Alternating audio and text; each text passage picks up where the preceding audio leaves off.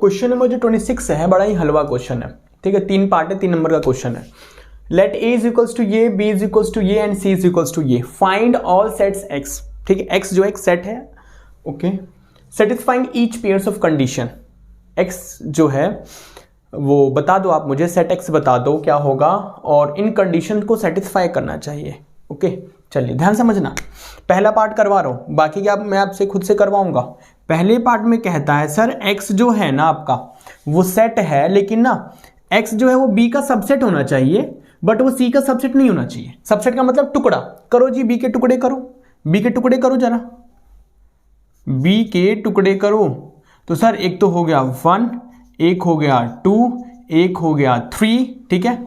3 हो गया, एक क्या हो गया 1 2, एक क्या हो गया 2 3, और एक क्या हो गया 1 3, और एक खुद होता है ना 1 2 3, और एक 5 is always a subset of every set, ठीक है।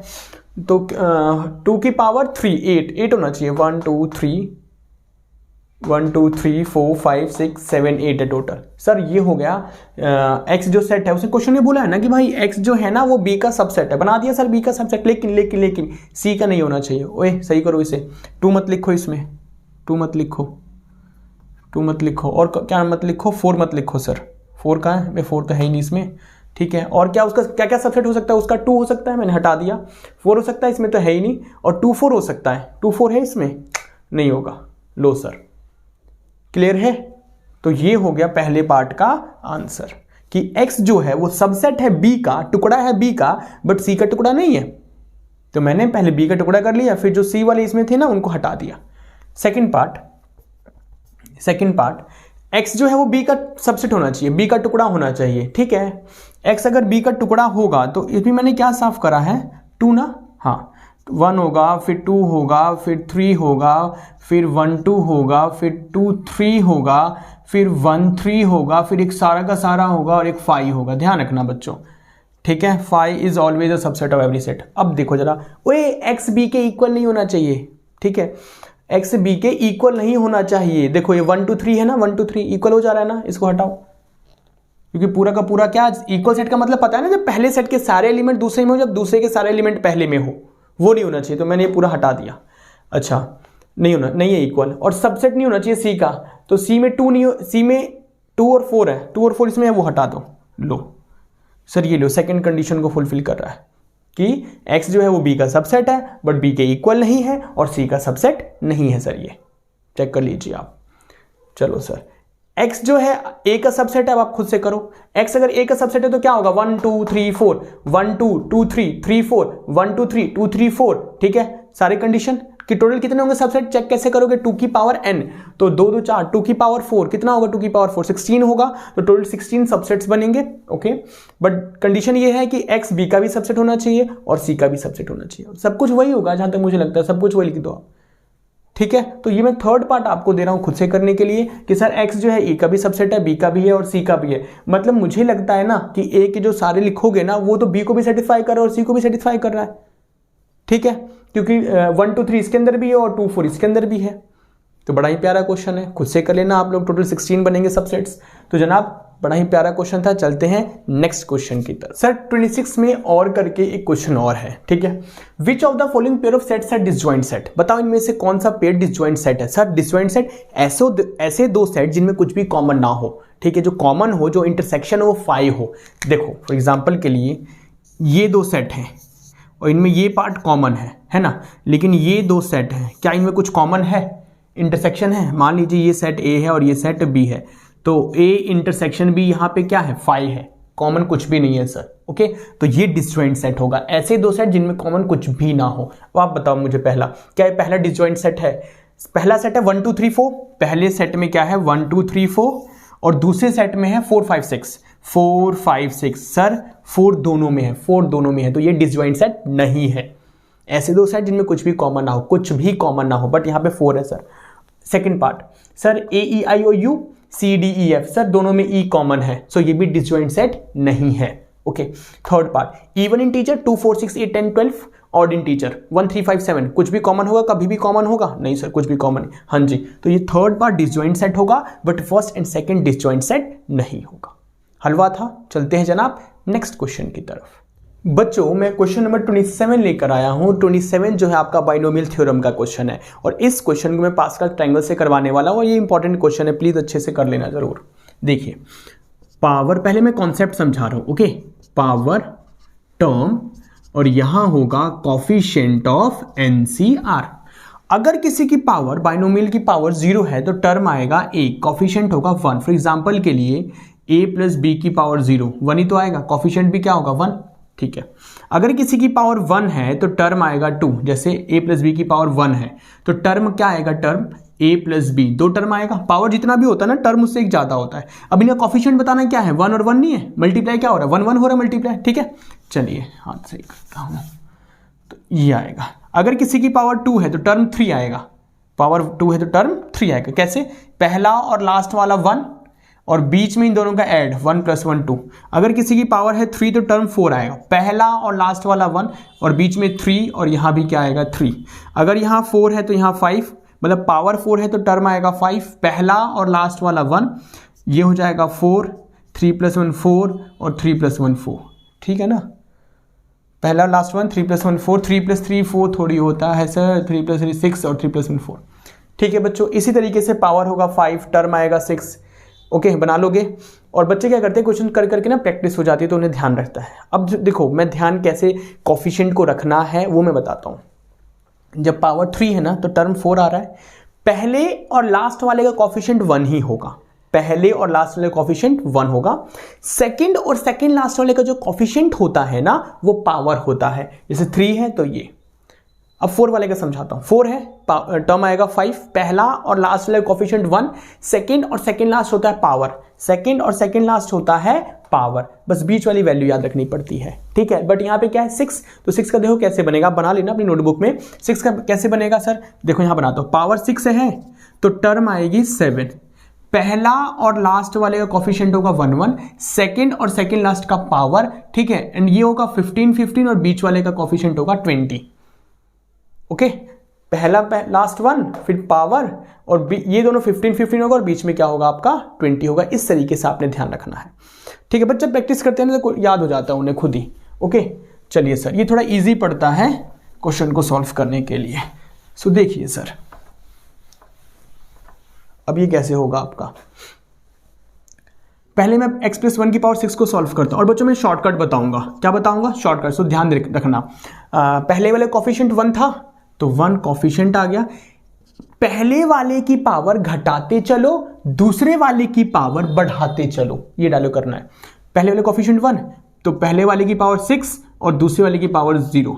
1 के बाद पावर क्या होगा 6, सॉरी कोफिशिएंट क्या होगा 6, तो ये 6, पहले वाले की पावर घटाते चलो दूसरे वाले की पावर बढ़ाते चलो। 6 के बाद क्या था 15, 15 x की पावर घटाते चलो b की पावर यानी 1 की पावर बढ़ाते चलो। 15 के बाद था 20 x की पावर 3 एंड 1 की पावर 3, 20 के बाद 15 x का स्क्वायर और 1 की पावर 4, 15 के बाद फिर पावर था x और 1 की पावर 5, फिर 1 था x की पावर 0 और 1 की पावर हो जाएगा आपका 6, यही था ना। देखो ध्यान से, पहला और लास्ट वाले का जो कोफिशिएंट होगा 1, सेकंड और सेकंड लास्ट वाले कोफिशिएंट होगा पावर, ये 15 15 और बीच वाला 20। फिर मैंने आपसे कहा पहले वाले की पावर घटाते चलो दूसरे की पावर बढ़ाते चलो, तो x की पावर 6 5 4 3 2 1 एंड 0, और दूसरे की पावर बढ़ाते चलो तो 1 की पावर 0, 1 की पावर 1, 1 की पावर 2, 1 की पावर 3, 1 की पावर 4, 1 की पावर 5 एंड 1 की पावर 6। क्लियर है, ओके। कोफिशिएंट कैसे ध्यान रखा, पहला एंड लास्ट वाला 1, सेकंड लास्ट पावर और 15 20 15, ये ध्यान रखना पड़ेगा आपको। पहले वाले की पावर घटाते चलो दूसरे वाले की पावर बढ़ाते चलो। तो पूरा सिंप्लीफाई करके बच्चों क्या आएगा, x + 1 की पावर 6 पूरा सिंप्लीफाई करके सर ये हो गया x की पावर 6, ये हो गया 6x की पावर 5, 15x की power 4, 20x³ plus 15x² plus 6x और लास्ट वाला होगा 1। क्लियर है। अच्छा फिर मैं डायरेक्टली कर रहा हूं बच्चों, x - 1 की पावर 6 को सॉल्व करोगे तो क्या मिलेगा, देखो ध्यान से, ये माइनस है ना, देखो -1 रहेगा तो यहां पे क्या आएगा -1 की पावर 1, -1 की पावर 1 रहेगा तो यहां पे फिर माइनस आ जाएगा। अब देखो ये -1 की पावर स्क्वायर रहेगा तो फिर तो स्क्वायर होने से पॉजिटिव हो जाएगा तो ये पॉजिटिव ही रहेगा। बट यहां पे -1 का क्यूब होगा तो ये -20x³ आ जाएगा, बट ये स्क्वायर होने की वजह से पॉजिटिव और ये नेगेटिव रहेगा क्योंकि -1 की पावर 5 है ना, समझ रहे हो आप। भाई माइनस, अब यहाँ 1 थोड़ी है, यहाँ -1 है, -1 -1 -1 -1 -1 -1 -1, लेकिन जब पावर इवन होगा तो माइनस गायब हो जाएगा, बट जब पावर ऑड रहेगा तो माइनस रहेगा। वही मैंने डायरेक्ट गेम खेला। अब इन दोनों को बीच में क्या करवाना है, प्लस करवाओ सर। प्लस x + 1 की पावर 6 और x - 1 की पावर 6 को करवा दो प्लस। तो देखो 1x की पावर 6, 1x की पावर 6, 2x की पावर 6, ये कैंसिल, 15 15 हो जाएगा, 30x की पावर 4, ठीक है, ये कैंसिल हो जाएगा, और 15 15 30x², और ये कैंसिल हो जाएगा, और 1 + 1 2।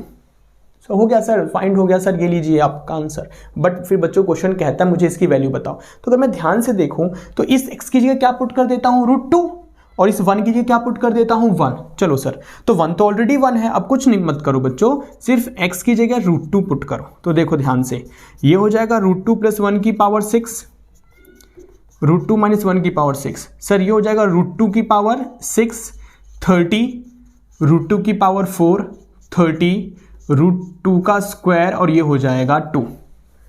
क्लियर है? ठीक है, क्लियर है बच्चों? अब देखिए मैं यहाँ सॉल्व कर रहा हूँ, ये पावर 6 है, तो सॉल्व कर, पावर 6 कितना होता है, ये 2 3 2 आएगा, 2 2 4 4 2 8, तो ये 8 हो जाएगा, प्लस 2 2 2 2 4 4 × 30 कितना हो जाएगा, 120, 2 30 × 2 60 प्लस 2, तो 8 2 16, 120 और 60 कितना हो जाएगा, 180 + 2, तो 80 + 10 90 96 और 2 198 आ गया मेरा आंसर। ये इंपॉर्टेंट क्वेश्चन है सर, इंपॉर्टेंट क्वेश्चन है बच्चों, हल्के मत लेना इस क्वेश्चन को, ठीक है, इजी है यार, लेंदी है बट इजी है। ओके, तो पहले इसको सॉल्व करा और फिर मैंने इसी की हेल्प से इसकी वैल्यू को फाइंड कर लिया, तो आंसर क्या आ रहा है, 192। तो वीडियो को पॉज करें, क्वेश्चन को खुद से करें। जनाब चलते हैं नेक्स्ट क्वेश्चन की तरफ। 28 बवाल क्वेश्चन है, जहर क्वेश्चन है, देखिए आराम से समझेंगे।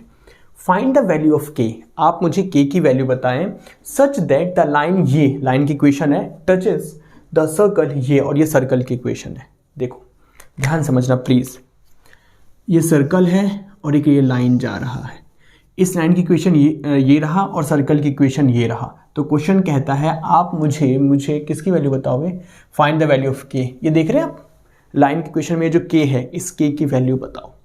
ओके, तो पहले मैं ये सर्कल की इक्वेशन जो है ना, ये जनरल फॉर्म में है, तो यहाँ से मैं सेंटर और रेडियस फाइंड करने जा रहा हूँ। ओके, तो आइए देखिए कैसे फाइंड होगा। सर सर्कल इक्वेशन है x² + y² - 2ax cos θ - 2ay sin θ। और बच्चों में एक बात बताना चाहूँगा, सर्कल का जो जनरल फॉर्म होता है इक्वेशन, वो होता है x² + y² + 2gx + 2fy + c = 0। ये होता है जनरल फॉर्म। ओके, तो सर जो x के साथ होगा वो 2g होगा, जो x के साथ होगा वो 2g होगा, तो यहाँ पे x के साथ में क्या है, यहाँ पे x के साथ में क्या है, -2a cos θ। सर y के साथ जो होगा 2f होगा, तो y के साथ सर जो होगा वो 2f होगा, और यहाँ है -2a sin θ, तो 2 से 2 ये कट गया, तो ये आ गया -a sin θ, और ये जो g हो गया वो 2 से 2 कट गया, -a cos θ। अब आप कहेंगे कि सर आप g और f क्यों फाइंड कर रहे हो, मैं बताता हूँ आपको। अगर ये जनरल फॉर्म है, ये अगर जनरल फॉर्म है, ठीक है, तो सेंटर होता है फाइंड करने का, यहाँ पे सेंटर क्या होगा फिर, -g और -f, और रेडियस क्या होगा, radius √g² + f² - c। Circle का जनरल फॉर्म का equation x² + y² + 2gx + 2fy + c = 0। Okay, centre -g -f और रेडियस ये होता है, तो इसीलिए मैं g और f फाइंड कर रहा हूं, क्योंकि जब मैं g और f पुट कर दूंगा, ठीक है, तो यहां से मुझे सेंटर और रेडियस मिल जाएगा, क्योंकि मुझे क्वेश्चन को सॉल्व करने के लिए जरूरी है। ठीक है, क्यों है वो बता लग जाएगा धीरे धीरे।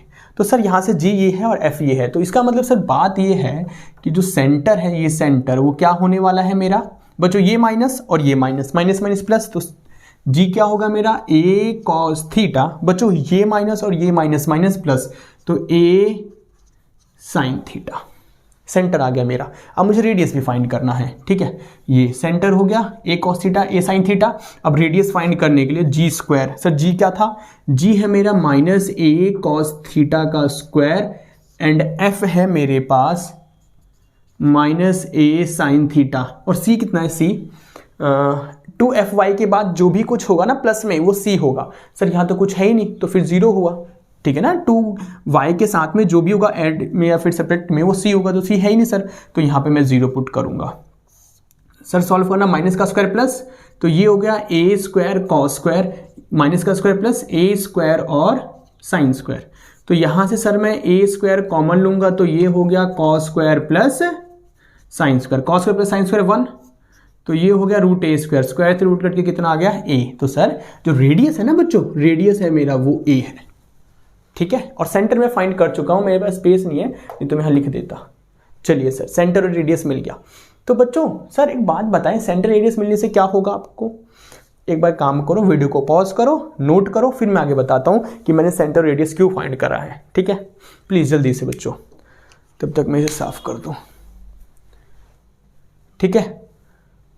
चलो आगे, चलो सर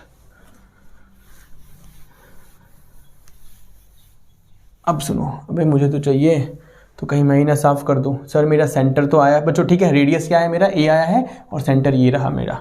चलिए साफ कर रहा हूं बच्चों मैं, सेंटर की मुझे ज़रूरत है, रेडियस में को मैंने ध्यान रख लिया a है मेरा। चलो सर सेंटर रेडियस मिल गया। बच्चों अब सुनो ध्यान से, आपने ना स्ट्रेट लाइन वाले चैप्टर में ही आपने पढ़ा था डिस्टेंस फाइंड करने का फॉर्मूला। इस कॉन्सेप्ट से मैं इस क्वेश्चन को सॉल्व करने वाला हूँ, के की वैल्यू फाइंड करने वाला हूँ। देखो ये पॉइंट है, एक पॉइंट से एक लाइन के बीच डिस्टेंस फाइंड करने का फॉर्मूला, एक पॉइंट से एक लाइन के बीच डिस्टेंस फाइंड करने का फॉर्मूला। जब आप क्लास 10th में थे ना, तो दो पॉइंट के बीच डिस्टेंस फाइंड करने का फॉर्मूला था distance formula, x2 minus x1 का स्क्वायर y2 माइनस y1 का स्क्वायर, ठीक है। बट यहाँ पॉइंट से एक लाइन के बीच डिस्टेंस फाइंड कर रहे हैं, तो कहने का मतलब ax plus B Y plus C is equals to 0, ये लाइन की इक्वेशन है। और सपोज करो ये जो कोऑर्डिनेट है वो x1 और y1 है, तो बच्चों डिस्टेंस फाइंड करने का फॉर्मूला होता है ax1 plus B y1 plus C upon under root A square plus B square. ये फॉर्मूला होता है डिस्टेंस फाइंड करने का फॉर्मूला, किसका, एक पॉइंट से एक लाइन के बीच का। तो सर ध्यान समझना, आप साइड में ये ध्यान समझो जरा, मैं लिख रहा हूं यहाँ पे, देखो सेंटर क्या था मेरा, a cos theta a sin theta, ठीक है, a cos theta a sin theta. दिख रहा है आप लोगों को, ज़्यादा उधर लिख दिया होगा शायद मैंने, एक मिनट यार बड़ी समस्या है। देखो सेंटर है a cos theta a sin theta, मेरा रेडियस जो निकल कर आया यहाँ से यहाँ तक का वो a आया, और इस लाइन की इक्वेशन है मेरे पास ये, that is x cos theta plus y sin theta minus k is equals to 0।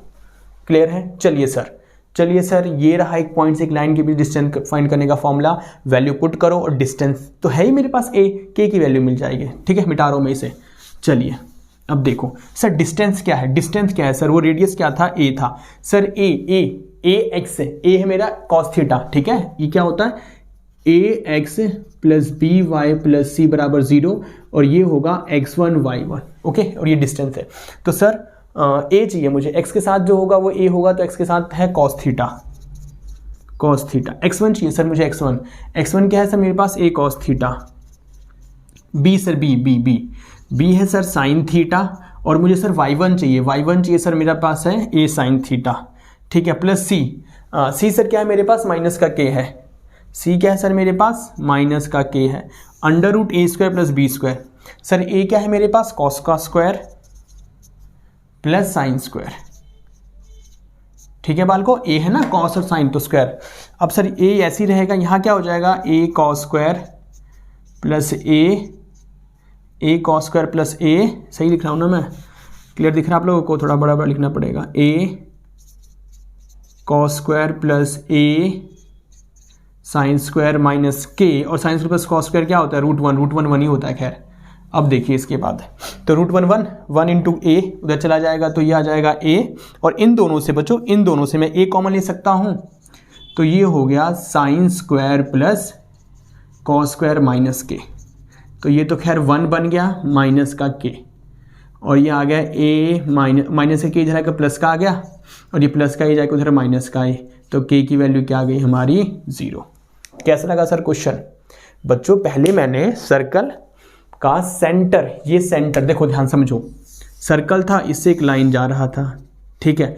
मैंने पहले सेंटर फाइंड करा, सेंटर फाइंड करने के बाद रेडियस फाइंड करा, ठीक है। अब इस सर्कल को हटाओ, अब इस सर्कल को हटाओ, इसको हटाओ। तो अगर आप ध्यान से देखें तो ये कॉन्सेप्ट है एक पॉइंट से एक लाइन के बीच का डिस्टेंस, ठीक है। और एक पॉइंट से लाइन के बीच डिस्टेंस फाइंड करने का फॉर्मूला ये होता है, डिस्टेंस मेरे पास ऑलरेडी था r, रेडियस, और रेडियस क्या था मेरे पास a, ठीक है। इक्वेट करवाकर k की वैल्यू आ गई आपकी 0, ठीक है बच्चों ये क्वेश्चन 28 का और है, इफ द लाइन ये इज टेंजेंट, ठीक है, टू द पैराबोला ये, then find the value of m। समझो अब ध्यान से, मेरे पास सर पहली बात तो y square is equals to 4x parabola है। पहले पैराबोला बनाओ, मैं आपको समझाता हूं डायग्राम के through. y square is equals to 4x, क्या बताया था, y स्क्वायर है तो x पे बनेगा, प्लस का है तो प्लस की तरफ बनेगा, ये होगा पैराबोला, ठीक है। एंड लाइन भी है मेरे पास, लाइन भी है y is equals to mx plus 1। Suppose करो लाइन यहां से कहीं पास हो रही है, यहां से, और बच्चों एक पॉइंट पे टच कर रहा है, ठीक है। टेंजेंट है ना सर, टेंजेंट है तो एक पॉइंट पे टच करेगा, ओके, ध्यान रखना। अब मैं गेम खेल रहा हूं, क्वेश्चन कह रहा है इस वाले m की वैल्यू बताओ, ठीक है सर बता दूंगा मैं। यहां से x की वैल्यू निकालना, प्लस का 1 इधर आकर माइनस का 1, ओके, और मैं इस x को यहां छोड़ूंगा तो y minus 1 upon m, x की वैल्यू आ रही है। अच्छा एक बात बताओ, अगर इस पॉइंट पे टच कर रहा होगा, ठीक है, तो ये जो पॉइंट है दोनों की इक्वेशन को सेटिस्फाई करेगा, क्योंकि ये पॉइंट कहीं और नहीं है, लाइन पे भी है और पैराबोला पे भी है, तो दोनों की इक्वेशन को सेटिस्फाई करेगा ये वाला पॉइंट, जिस पॉइंट पे वो टच कर रहे होंगे लाइन और पैराबोला, दोनों की इक्वेशन को क्या करेगा, सेटिस्फाई करेगा। तो यहां से इस x की वैल्यू उठाकर मैं इस पैराबोला में पुट कर रहा हूं, put the value of x in equation 1। तो y स्क्वायर 4, x की वैल्यू क्या है, y minus 1 upon m, m को यहां भेजो तो m y square 4y minus 4, ठीक है। तो m y स्क्वायर माइनस का 4y प्लस 4 बराबर 0, प्लस 4 इज इक्वल्स टू 0। ये मेरे पास एक इक्वेशन आ गई। अब सर इक्वेशन नीचे वैल्यू बताओ, देखो m y square minus 4y plus 4 is equals to 0। अब यहां से मेरी बात को ध्यान समझना सर, इस इक्वेशन को जब मैं सॉल्व करूंगा ना, इस इक्वेशन को जब मैं सॉल्व करूंगा तो दो रियल रूट्स आते हैं ना, दो रियल रूट्स आते हैं, बट इसके जो दोनों रियल रूट्स आएंगे ना, जो दो रियल रूट्स आएंगे, y की जो दो वैल्यू होगी बच्चों, जो कुछ भी होगी वो दोनों सेम होगी। क्यों बे भाई, ये टेंजेंट है, ये लाइन इस पे क्या है, टेंजेंट एक पॉइंट पे टच कर रहा है। जब दो पॉइंट पे टच करता सेकेंड होता, लेकिन एक पॉइंट पे टच कर रहा है सर ये। तो अगर ये एक पॉइंट पे टच कर रहा है तो मुझे एक ही तो पॉइंट मिलेगा, दो पॉइंट थोड़ी मिलेगा, एक ही तो सोल्यूशन मिलेगा, ठीक है। अगर एक सोल्यूशन तभी मिलेगा जब वो दोनों क्या होंगे, सेम होंगे, क्योंकि ये टेंजेंट है, एक ही पॉइंट पे टच कर रहा है, एक ही पॉइंट चाहिए मुझे, ठीक है ना, दो पॉइंट पे टच नहीं कर रहा। तो जब वो एक ही पॉइंट पे टच कर रहा है तो मुझे एक ही पॉइंट मिलेगा इसको सॉल्व करने में, और एक ही पॉइंट तभी मिलेगा जब वो दोनों का वैल्यू क्या होगा, सेम। भाई क्वाड्रेटिक है तो नॉर्मल सी बात है, दो वैल्यू मिलने वाली है ना। क्यूबिक में 3 जीरोज मिलते हैं, इसमें 2 मिलेंगे, लेकिन दोनों सेम होगा तभी तो एक आंसर होगा, फिर एक पॉइंट पे टच करेगा तो इसका मतलब दो सेम होगा, तो इसका मतलब ये हुआ कि डी क्या होगा फिर, 0 है ना। डी 0 का तभी तो दोनों रूट्स क्या होते हैं, सेम होते हैं। अच्छा अब समझा मैं। तो एक बात बताना, जो स्टैंडर्ड फॉर्म होगा ax square plus bx plus c, तो a क्या हो गया मेरे पास m, b हो गया -4 और c हो गया 4। तो 4d is equals to B square minus 4ac, ये 0 होगा, ठीक है। अब b क्या है, -4 का स्क्वायर, ये m हो गया और ये 4, तो -4 का स्क्वायर कितना होगा 16, और ये हो जाएगा 4 4 जा 16m, ठीक है। तो ये हो जाएगा 16, तो 16 अपॉन 16 m की वैल्यू आ गई 1। कैसा लगा गाइस क्वेश्चन, ठीक है भाई। टेंजेंट है, एक पॉइंट, एक ही पॉइंट मिलेगा, एक ही सॉल्यूशन मिलेगा, और एक सॉल्यूशन तभी मिलेगा जब वो दोनों क्या होंगे, सेम होंगे। और जब दोनों रूट सेम होंगे, दोनों जीरो सेम होंगे, तो इसका मतलब ये हुआ कि डी क्या होगा मेरा 0। वहां से मैंने m की वैल्यू फाइंड कर ली। तो बच्चों वीडियो को पॉज करो, चलते हैं नेक्स्ट क्वेश्चन की तरफ। बच्चों क्वेश्चन नंबर 29 है, if 22 PR plus 1 is to, ratio है ये 20 PR plus 2 is equals to 11 upon 52, find r। आप मुझे r की वैल्यू बताओ, ठीक है सर। देखो n PR को सॉल्व करना, n factorial upon n minus r factorial, ये होगा आपका, ठीक है। तो n माइनस का r फैक्टोरियल रेशियो है यहाँ पे, तो अपॉन n फैक्टोरियल, ठीक है, n factorial upon n minus 20 है, n minus r factorial is equals to 11 upon 52। Clear है? अच्छा, अब इसको सॉल्व करो। तो सर ये हो जाएगा 22 फैक्टोरियल को सॉल्व करना, माइनस अंदर भेजना, माइनस आर और ये -1, तो कितना आ जाएगा 21 माइनस आर फैक्टोरियल। दो ऊपर दो नीचे है तो क्या रहेगा, ऊपर वाला एज इट इज, नीचे वाली की पलटी, तो ये ऊपर जाएगा ये नीचे आएगा, तो ये हो जाएगा 20 माइनस आर और -2, तो ये हो जाएगा 18 माइनस आर फैक्टोरियल और नीचे रहेगा 20 factorial is equals to 11 upon 52। Clear है सर? अच्छा बच्चों, बड़े को हम छोटे तक लेकर जाते हैं, बड़े को छोटे तक लेकर जाते हैं।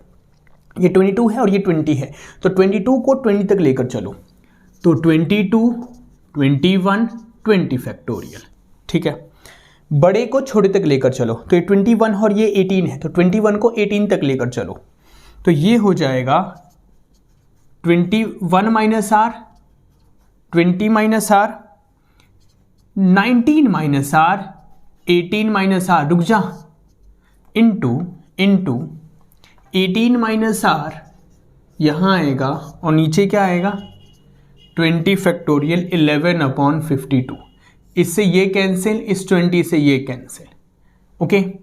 तो सर अब बचता है मेरे पास 22 into 21, 21 minus R, 20 minus R, 19 minus R is equals to 11 upon 52। Sir 11 टू सा क्या होगा बच्चों 22, अब क्रॉस मल्टीप्लाई, तो 21 minus R, 20 minus R, 19 minus R, अब हो गया 2। अच्छा 21 है, 21 को 7 3 ज़ा 21 लिख सकता हूँ और 52 को 13 4 ज़ा 52 लिख सकता हूँ। ये क्रॉस मल्टीप्लाई हुआ ना, तो इसके साथ मल्टीप्लाई होगा। अब देखो इसको कुछ मत करो, हम यहाँ गेम खेलने वाला हूँ, उस गेम खेलकर मैं क्वेश्चन को सॉल्व कर लूँगा। सर बच्चों 7 2 ज़ा कितना हो जाएगा 14 एंड ये 13 है और 4 3 ज़ा 12। देखो ये भी मल्टीप्लाई में, ये भी मल्टीप्लाई में, ये भी मल्टीप्लाई में, ये भी मल्टीप्लाई में, ये तो पहले वाले इसके इक्वल, ये इसके और ये इसके इक्वल। अब सॉल्व कर लूँ यहाँ से यहाँ कर दूँ मैं, जगह ही कमी है सर, ये देखिए यहाँ से सॉल्व हो जाएगा मेरा।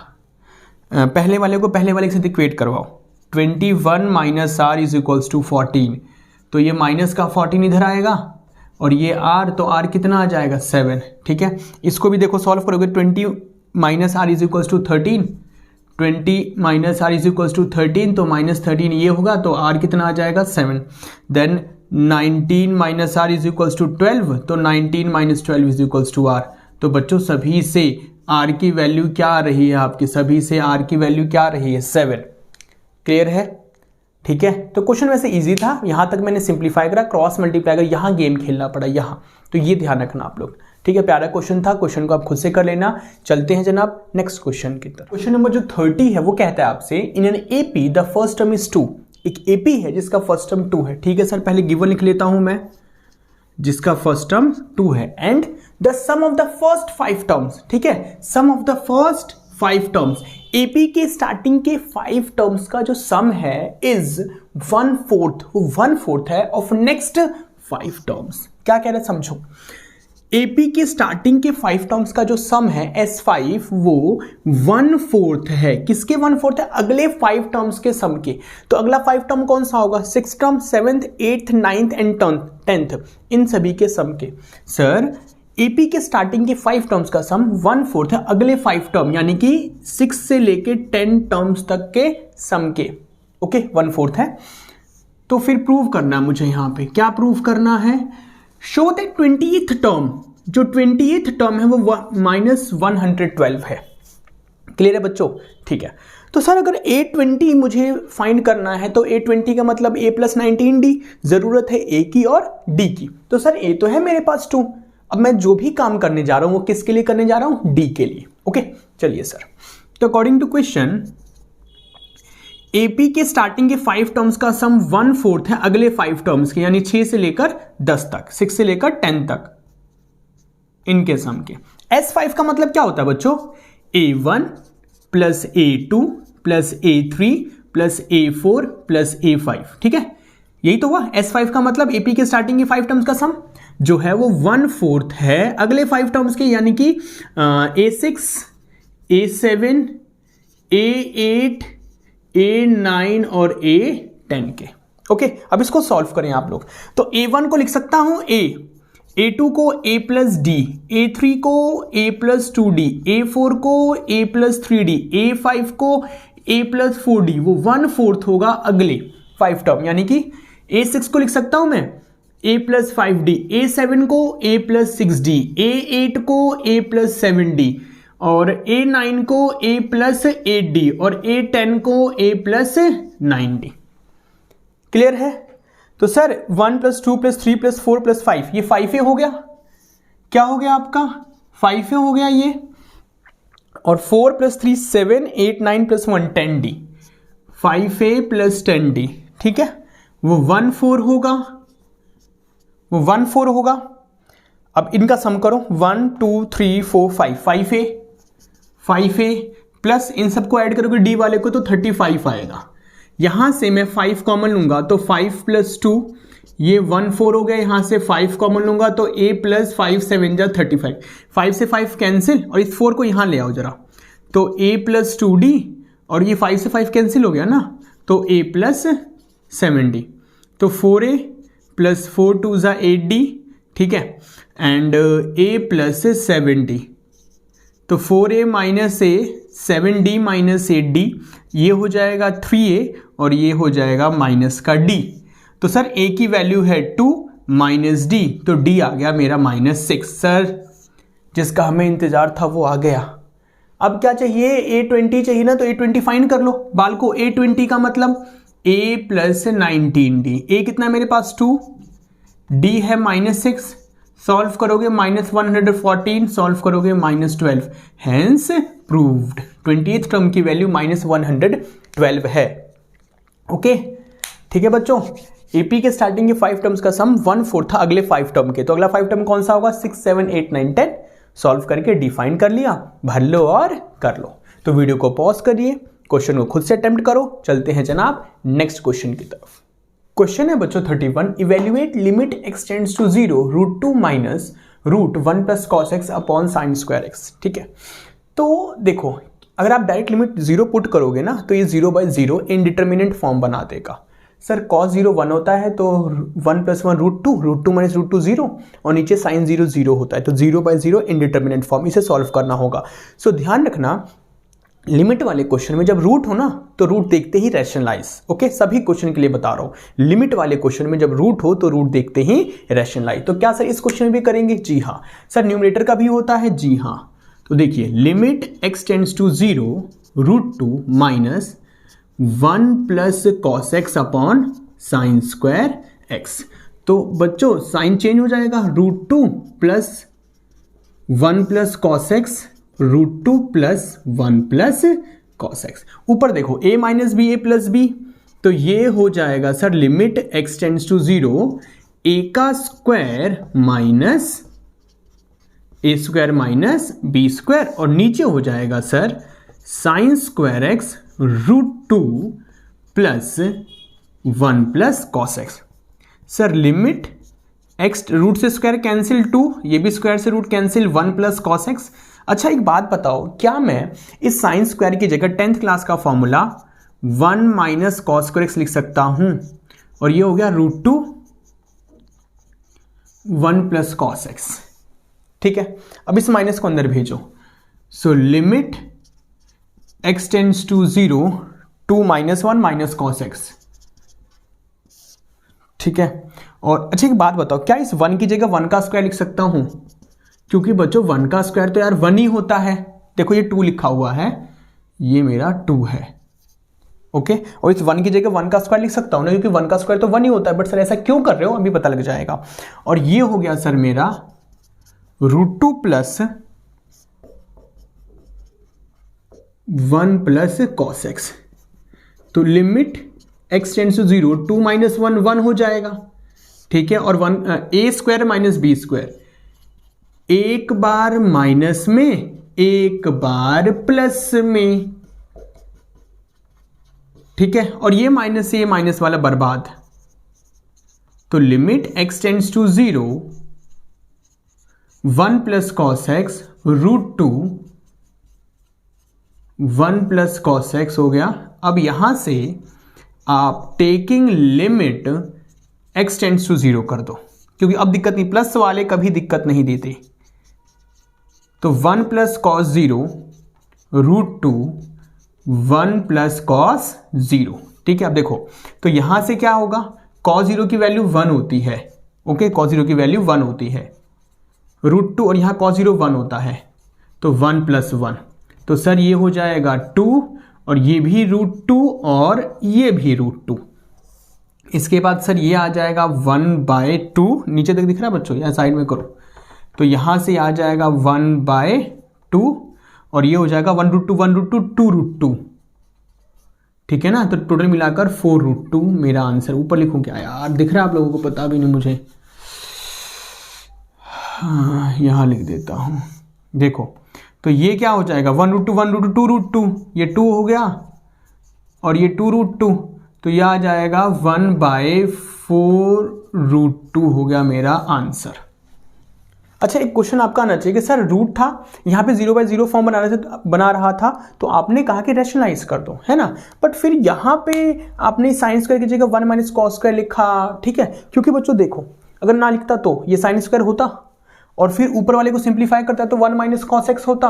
अब जरा यहाँ पे 0 पुट करना, सर ये साइन 0 0 है ना, और यहाँ कॉस 0 कितना होता है 1, तो 1 माइनस 1 0, और ये साइन स्क्वायर 0, ये 1 माइनस कॉस एक्स और ये साइन स्क्वायर एक्स, ये भी 0 0 बना रहे थे, इसलिए साइन स्क्वायर को मैंने 1 माइनस कॉस स्क्वायर लिखा, ठीक है, और इस 1 की जगह 1 का स्क्वायर, तो एक बार माइनस में एक बार प्लस में, और फिर जो पंगा कर रहा था वो बर्बाद हो गया, जो 0/0 बना रहे थे वो बर्बाद हो गया, ठीक है सर। तो वीडियो को बच्चों पॉज करो, इस क्वेश्चन को खुद से करो, चलते हैं जनाब नेक्स्ट क्वेश्चन की तरफ। बच्चों 31 में ही और में क्वेश्चन है, differentiate sin x plus cos x upon sin x minus cos x, ठीक है। तो देखिए y is equals to sin x plus cos x upon sin x minus cos x, differentiate with respect to x, dy/dx, यहां क्या होगा, यहां हो जाएगा दूसरे वाले का स्क्वायर, ठीक है। अब सुनो ध्यान से, सर इसका हमें डेरिवेटिव करना है, ठीक है बच्चों, दो फंक्शन आपस में क्या हो रहे हैं, डिवाइड हो रहे हैं, ठीक है। तो यहां लगेगा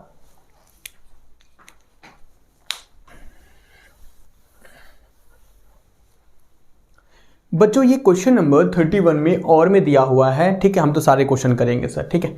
क्वेश्चन कहता है डिफरेंशिएट, ओके, तो यहां पे बच्चों देख रहे हो डिवाइड हो रहा है, तो क्वेश्चन रूल पता है आप लोगों को, क्वेश्चन रूल बताना क्या होता है, बोलो बोलो सर। सुनो, जब डिवाइड हो रहा हो, ऊपर वाले को फर्स्ट नाम दे रहा हूं, दूसरे वाले को सेकंड, तो फॉर्मूला क्या लगता है, दूसरे वाले का स्क्वायर, दूसरे वाला एज इट इज डिफरेंशिएशन पहले का, पहले वाला एज इट इज डिफरेंशिएशन दूसरे का। क्वेश्चन टू लगाना हो जब डिवाइड हो रहा हो, तो फॉर्मूला क्या था, दूसरे वाले का स्क्वायर, डिनोमिनेटर में दूसरे वाले का स्क्वायर, और यहां दूसरे वाला ही आएगा, यहां दूसरे वाला ही आएगा, तो दूसरे वाला एज इट इज डिफरेंशिएशन पहले का, पहले वाला एज इट इज डिफरेंशिएशन दूसरे का, ठीक है। इसी तरीके से जब मल्टीप्लाई होगा तो प्रोडक्ट रूल, पहले वाला एज इट इज डिफरेंशिएशन दूसरे का, दूसरे वाला एज इट इज डिफरेंशिएशन पहले का, जनाब लगेगा यहां क्वेश्चन टू। तो differentiate with respect to x, तो y का डेरिवेटिव dy/dx लगाओ सर यहां पे, तो क्या लगेगा बच्चों, दूसरे वाले का स्क्वायर, और दूसरे वाला ही एज इट इज यहां पे रहेगा, तो सर दूसरे वाला एज इट इज डिफरेंशिएशन पहले का, मतलब sin x plus cos x का, ठीक है, sin x दूसरे का स्क्वायर, दूसरे वाला एज इट इज डिफरेंशिएशन पहले का, यहां माइनस होता है, माइनस पहले वाला एज इट इज डिफरेंशिएशन दूसरे का, यानी कि sin x minus cos x का। तो अब देखिए यहां से, अब इसको सॉल्व करूंगा, तो sine x minus cos x तो ऐसे ही रहेगा, यहाँ साइन एक्स का डेरिवेटिव कॉस एक्स और कॉस एक्स का डेरिवेटिव माइनस साइन एक्स। ये तो सर मेरे पास sine x plus cos x ऐसे ही रहेगा, और सर साइन एक्स का डेरिवेटिव कॉस एक्स और कॉस एक्स का डेरिवेटिव माइनस का साइन एक्स, और अपॉन में ये मेरा ऐसे ही रहेगा, बोले तो sine x minus cos x का square, that is D Y by D X. समझ आ रहा है बच्चों? दूसरे का स्क्वायर, दूसरे वाला एज इट इज डिफरेंशिएशन पहले का, पहले वाला एज इट इज डिफरेंशिएशन दूसरे का। तो सर साइन एक्स का derivative cos x, cos x का derivative minus sine x, sine x का derivative cos x, cos x का डेरिवेटिव माइनस साइन एक्स, तो माइनस माइनस यहाँ क्या हो जाएगा, प्लस हो जाएगा। ओके, अब मैं क्या करूँ सर, अब मैं क्या करूँ, मैं बताऊंगा क्या करूँ, ये हटा रहा हूँ बच्चों, ठीक है, अब मैं बताऊंगा। तो देखिए D Y by D X, अच्छा यहां से मैं माइनस कॉमन लूं तो ये sine x minus cos x नहीं हो जाएगा, माइनस कॉमन लूं, देखो ये तो sine x minus cos x ऐसे ही रहने दो, यहां से मैं माइनस कॉमन ले रहा हूं, माइनस ये बाहर आ गया, फिर ये माइनस कॉमन लेने से साइन चेंज हो जाता है ना, तो ये क्या हो जाएगा, साइन एक्स पॉजिटिव, और ये कॉस एक्स क्या हो जाएगा मेरा, सॉरी कॉस एक्स क्या हो जाएगा, नेगेटिव, क्योंकि जब हम माइनस कॉमन ले लेंगे तो साइन चेंज, ये हो जाएगा पॉजिटिव, ये नेगेटिव। अच्छा यहाँ देखो ये सेम नहीं है, sine x plus cos x, sine x plus cos x, तो सर यहां क्या होगा, sine x plus cos x का स्क्वायर अपॉन ये हो जाएगा sine x minus cos x का स्क्वायर। क्लियर है बच्चों, क्लियर है? चलिए सर अब देखिए, तो यहां भी तो फिर ये भी हो गया ना, माइनस का sine x minus cos x का, भाई दो बार है सेम तो स्क्वायर आ गया ना, और ये हो गया sine x plus cos x का square upon sine x minus cos x का स्क्वायर। यार ऊपर को वाले को सिंप्लीफाई और कर सकते हैं, पहले बच्चों इतना नोट करो क्योंकि मैं ये साफ करना चाहता हूँ, मेरे पास जगह नहीं है। देखो फिर से रिपीट कर रहा हूँ, यहाँ पे मैंने लगाया क्वोशिएंट रूल, ठीक है, दूसरे का स्क्वायर, दूसरे वाला एज इट इज डिफरेंशिएशन पहले का, पहले वाला एज इट इज डिफरेंशिएशन दूसरे का, फिर साइन एक्स का derivative cos x, cos x का डेरिवेटिव माइनस साइन एक्स, यहाँ से मैंने माइनस कॉमन लिया तो ये हो जाएगा sine x minus cos x, ये वैल्यू दो बार है तो स्क्वायर, ये वैल्यू भी दो बार है तो स्क्वायर। अब इसके आगे सिंप्लीफाई और होगा ये, तो मैं सिंप्लीफाई करने जा रहा हूँ, आप वीडियो को पॉज करो, यहाँ तक नोट करो जल्दी से, ठीक है। चलिए सर अब देखो बाल को जरा, अब यहां पे और गेम खेला जाएगा। सर मैं अगर इसको सिंप्लीफाई करूं, बच्चों यहां कर रहा हूं मैं, ठीक है, यहीं कर लूं, तो ये a माइनस बी का होल स्क्वायर नहीं हो जाएगा, ये a माइनस बी का होल स्क्वायर नहीं हो जाएगा, ठीक है, तो a का स्क्वायर प्लस b का square minus 2ab, that is 2 sine x and cos x, और यहां पे भी तो लगेगा फिर a square plus B square plus 2ab, ठीक है, और अपॉन में क्या होगा बच्चों, अपॉन में sine x minus cos x का स्क्वायर। देखो अब यहां से sine square plus cos square 1 minus का 2 साइन एक्स, इस माइनस को अंदर भेजो, ये जो बाहर वाला माइनस था जो ये वाला माइनस अंदर भेजो, तो ये हो जाएगा माइनस का 1 और minus minus plus 2 sine x cos x. अब इस माइनस को अंदर भेजो, sine square plus cos square 1, तो माइनस का और माइनस प्लस माइनस का 2 साइन एक्स कॉस एक्स, ठीक है, upon sine x minus cos x का होल स्क्वायर, ठीक है यहां पे। अब देखिए जरा, तो बच्चों ये positive 2 sine x cos x है, negative 2 sine x cos x cancel, तो -1 कितना हो जाएगा, -2 upon sine x minus cos x का स्क्वायर, ये होगा finally d Y by D x. Sir यहां से बच्चों स्क्वायर था तो a माइनस बी का होल स्क्वायर, यहां a प्लस बी का होल स्क्वायर, ठीक है, इस माइनस को अंदर भेजा तो sine square plus cos square 1, इस माइनस को भी अंदर भेजा, ठीक है, तो ये पॉजिटिव और ये नेगेटिव कैंसिल, बर्बाद, और -1 -1 -2। ओके सर, तो ये भी बढ़िया क्वेश्चन था।